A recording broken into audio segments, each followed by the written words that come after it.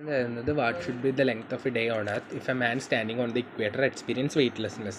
ഇങ്ങനൊരു ക്വസ്റ്റ്യൻ വരുമ്പോൾ നമ്മൾ ഫസ്റ്റ് എടുക്കേണ്ട കോൺസെപ്റ്റ് എന്ന് പറഞ്ഞു കഴിഞ്ഞാൽ ഇനീഷ്യലി ഒരു സെൻട്രിഫ്യൂഗൽ ഫോഴ്സ് അത് എക്സ്പീരിയൻസ് ചെയ്യുന്നുണ്ടാവും. That centrifugal force is equal to weight. അതായത് ഒരാൾ എക്സ്പീരിയൻസ് ചെയ്യുന്ന വെയിറ്റ് എന്ന് പറഞ്ഞു കഴിഞ്ഞാൽ F is equal to M A. അപ്പോൾ ഇവിടെ ആക്സിലറേഷൻ വരെ ആക്സിലറേഷൻ ടു ഗ്രാവിറ്റിയാണ്. So W is equal to M G. So അവിടെ ഈ ഒരു വെയ്റ്റും സെൻട്രിഫ്യൂഗൽ ഫോഴ്സും ഈക്വൽ ആവും. ആ ഒരു കോൺസെപ്റ്റിലാണല്ലോ വെയ്റ്റ്ലെസ്നെസ് ഫീൽ ചെയ്യാം. സോ അവിടെ നമുക്ക് ജിയുടെ ഇക്വേഷൻ കിട്ടും v²/r.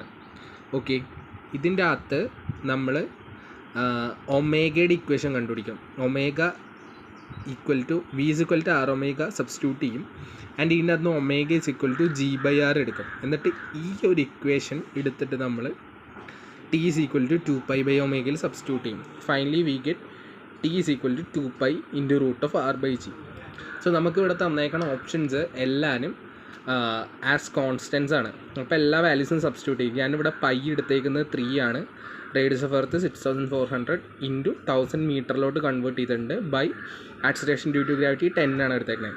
സോ റൗണ്ട് ഓഫ് ചെയ്യുമ്പോൾ 64ൻ്റെ √8 വരും. ഇൻറ്റു 100 വരുന്നത്. അപ്പോൾ അതിൻ്റെ √ 100 വരും. സോ 2 × 3 × 8 × 100. സോ ടോട്ടൽ വരിക 4800 ആണ്. ഞാനതിനെ ഇതിപ്പോൾ സെക്കൻഡ്സിലായിരിക്കും വരിക. SI യൂണിറ്റ് എല്ലാം സെക്കൻഡ്സിലായതുകൊണ്ട് സോ ഡിവൈഡ് ബൈ 60 കൊടുത്തിട്ട് മിനിറ്റിലാക്കും. സോ 80 മിനിറ്റ്സ് കിട്ടി. ഇവിടെ ഓപ്ഷൻസിൽ 84.6 മിനിറ്റ് ഉണ്ട്. So let's round of two 84.6 minute. That's the final answer.